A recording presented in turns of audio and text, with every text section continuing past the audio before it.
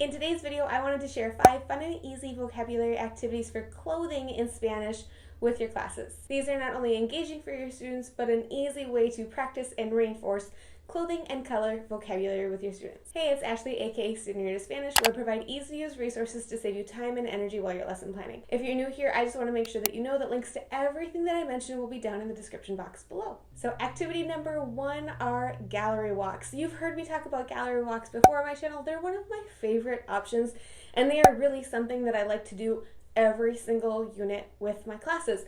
Not only because they're an easy way to get your students a ton of input, but it's also kind of a break day for you as a teacher because you are not center stage.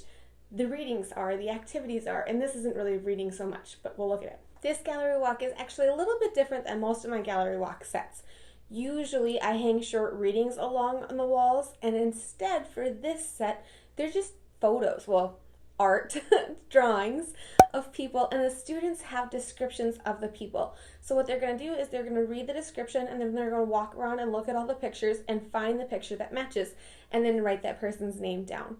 This set also includes a Guess Who game, which is a great speaking activity for students. So they're going to describe a person and what they're wearing, and their pair or their small group is going to try and guess who they're describing. Finally, there's one more piece of this gallery walk you can use, but I always recommend you use it kind of towards the end of your unit. Hang up the drawings one more time, and now students are going to walk around and write their descriptions of what the people are wearing. So you can use this at multiple points throughout your clothing unit. Activity number 2 are these clothing boom cards. I have shared about boom cards a lot on my channel, and if you haven't heard me talk about them before, the really quick explanation is that they're essentially digital task cards where students can practice reading, listening, and writing, as well as do some drag and drop instant feedback activities. One of the things that I like so much about using boom cards for the clothing unit is that the boom cards are full color.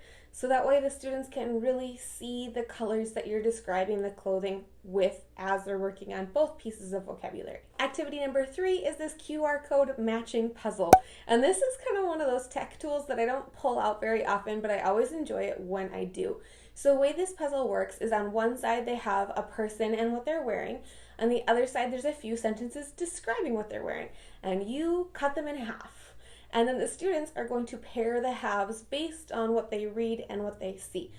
And if you want to, right, this part is optional, but I really enjoy it, and the students have always enjoyed it too, is once they're paired together, they can use their phone or they can use a computer, and they hold up the QR code and they scan it. And if they've paired them correctly, the QR code, when they scan it, will give them a little message like, great job, or fantastic, or whatever. It's that instant checking feedback, so that way they know, did I really understand this correctly or not? Activity number 4 are picture talks, and I've shared about picture talks before on my channel. They're something that I would usually do as a daily routine on Fridays in class, but let's talk about them. So just a quick refresher, if you're not familiar with them, picture talks you can use kind of like movie talks, only instead of narrating and describing a short video clip, you are going to be describing a picture. Surprise.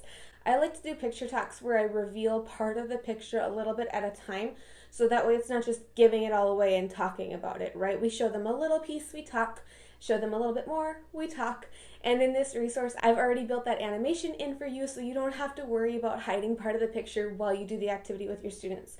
Plus, I always find it more engaging to talk about these pictures because they're animals, and so the kids like to talk about the animals and the outfits that they're wearing. And activity number 5 is this Find Someone Who.